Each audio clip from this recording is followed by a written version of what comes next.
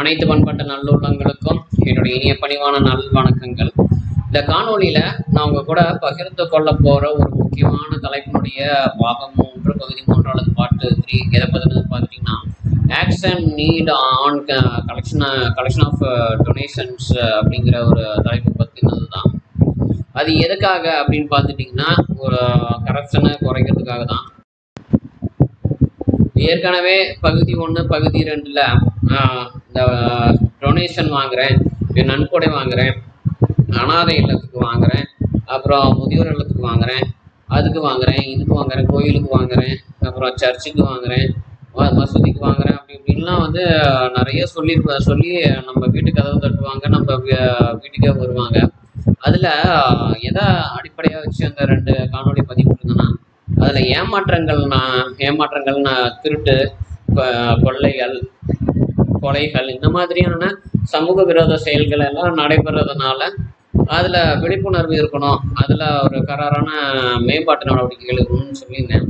ஆனால் இந்த காணொலியில் பகுதி 3 பார்ட் 3ல் என்ன சொல்ல போகிறோன்னா, அது இன்னும் எப்படி மேம்படுத்தலாம் அப்படிங்கிறதா. அதாவது இப்போ நம்மகிட்ட இருந்து ஒரு 100 ரூபா வாங்கிட்டு போவாங்க, வாங்கிட்டு ஒரு சலனோ இல்லைன்னா ஏதாவது ஒரு ரசீதோ கொடுத்துட்டு போவாங்க. கொடுத்துட்டு போயிட்டு அந்த பணத்தில் இப்போ 100 ரூபானா 100 ரூபாவில் எவ்வளவு அவங்க சொல்கிற அனாதை ஆசிரமத்துக்கு போகுது, இன்னொன்று அந்த அனாதை ஆசிரமத்துக்கு கொடுக்குறது எவ்வளோ கொடுக்குறாங்க, இவங்க எவ்வளோ எடுத்துக்கிறாங்க, இந்த மாதிரியான விஷயங்கள்லாம் நிறைய இருக்குது. இந்த ஒரு பிரச்சனை இன்னைக்கு நேற்று மட்டும் இல்லை, பழங்காலமாக இருந்துகிட்டே இருக்குது.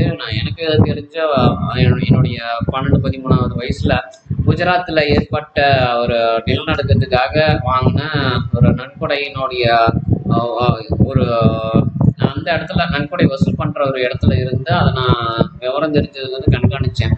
அது கண்காணிக்கும் போது பரவலாக பெரும்பாலும் பேசுறது என்னன்னா, இதில் வாங்கிட்டு போகிற டொனேஷன்ஸ் நன்கொடைகள் எல்லாம் பெரும்பாலும் அரசியல்வாதியே சுட்டுக்குவாங்க. அப்போதைக்கு யார் ஆளுங்கட்சியாக இருக்கிறாங்களோ அவங்க அந்த நன்கொடைகள்லையும் கொள்ளையடிச்சிட்டு அதில் ஒரு 25% அல்லது 20% தான் அவங்களுக்கு மக்களுக்கு கொண்டு போய் சேர்ப்பாங்க அப்படின்லாம் சொன்னாங்க.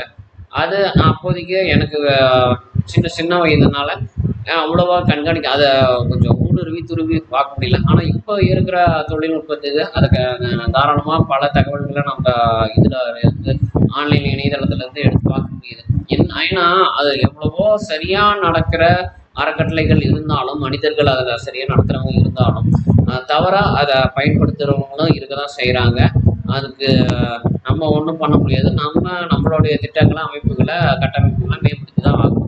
அந்த விதத்தில் இந்த ஒரு நன்கொடைகளை வசூல் பண்ணுற ஒரு அமைப்பை நம்ம எப்படி இன்னும் மேம்படுத்தலாம்னு பார்த்துட்டோம்னா, அதாவது அவங்க மக்களை போய் அவங்க காசுக்காக கையேந்த வேண்டாம். காசுக்காக கையேந்தாமல் என்ன பண்ணணும்னா, அவங்களுக்கு என்ன பொருளோ, இப்போ ஒரு உதாரணத்துக்கு ஒரு அனாத ஆசிரமம் வச்சுருக்காங்கன்னு வச்சுக்கோங்களேன்.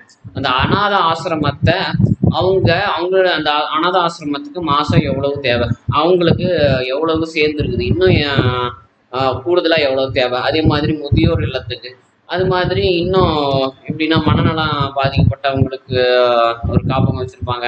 அப்புறம் வேறு என்ன சொல்கிறதுனா, நோய்வாய்ப்பட்டவங்களுக்கு, அது மாதிரி புற்றுநோயினால் பாதிக்கப்பட்டவங்களுக்கு, அப்புறம் எய்ட்ஸ்ன்னு சொல்லக்கூடிய பாலியல் தொற்று நோயில் பாதிக்கப்பட்டவங்களுக்கு, இந்த மாதிரி பலதரப்பட்ட அறக்கட்டளைகளை வச்சுருப்பாங்க, ஒரு பாதுகாப்பு நிலையங்களை வச்சுருப்பாங்க. அவங்களுக்கு பணம் தேவைப்படும். அதில் எல்லா அறக்கட்டளைகளையும் எல்லா அமைப்பும் என்ன பண்ணணும்னா, அரசாங்கத்தினுடைய இதில் பதிவு பண்ணதை எடுத்துக்கொண்டாந்து இணையதளங்களில் அதை இணைக்கணும்.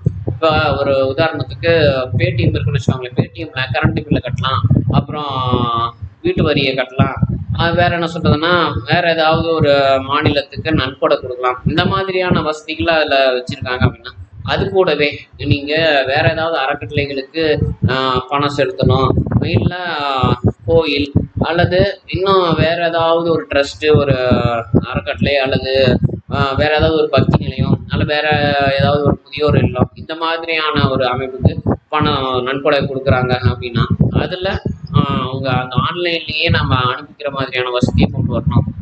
ஒரு உதாரணத்துக்கு இவங்க ஒரு கிராமத்தில் ஒருத்தங்க ஒரு வெள்ளரிக்காய் பயிரிட்டு அதை சரியான விலைக்கு விற்பனை ஆகலை, அல்லது விற்பனை போக மீதி தேங்கி இருக்குது, அதை அவங்க நன்கொடையே கொடுக்கணும்னு நினைக்கிறாங்க.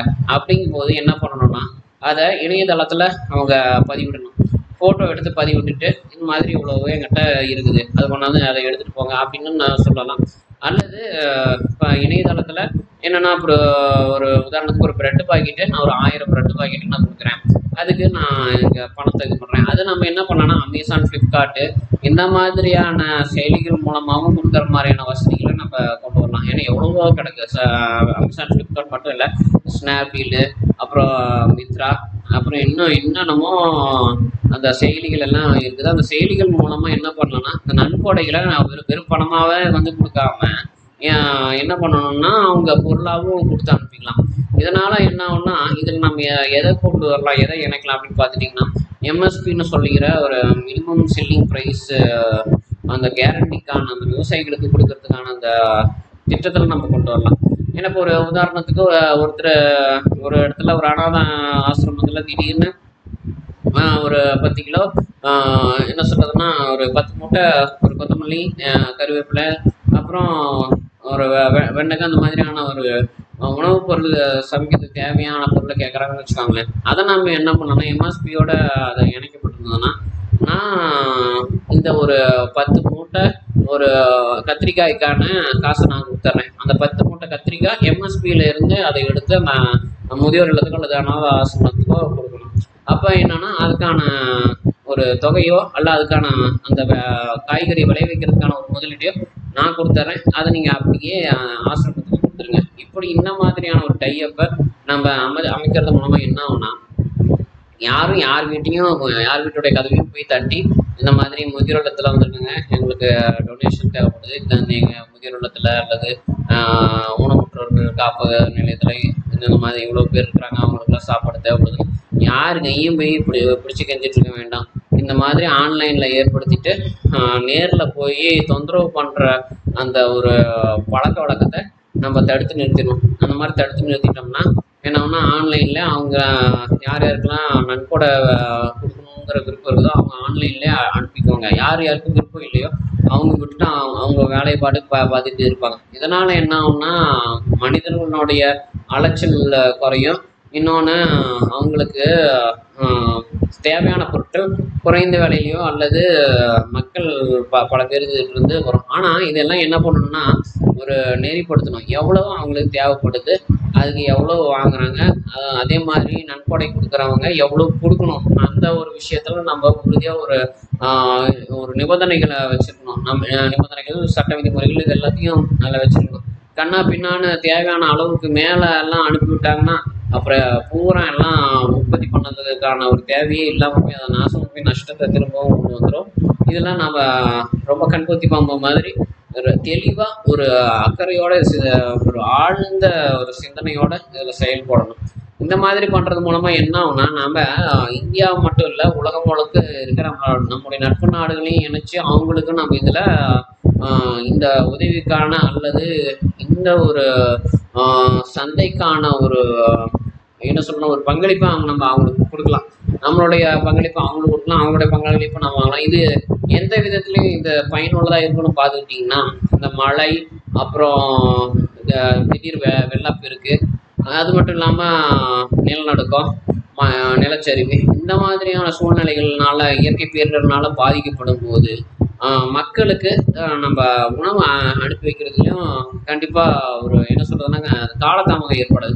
நம்ம ஆன்லைனில் கிளிக் பண்ணுறோமா, செலக்ட் பண்ணுறோமா, தேர்வு பண்ணுறோமா, அனுப்புகிறோமா. அந்த மாதிரி அமேசானில் நான் ஒரு 10 மூட்டை அரிசி எல்லா கோதுமையாக நான் அனுப்புகிறேன், இது என்னுடைய பேர்.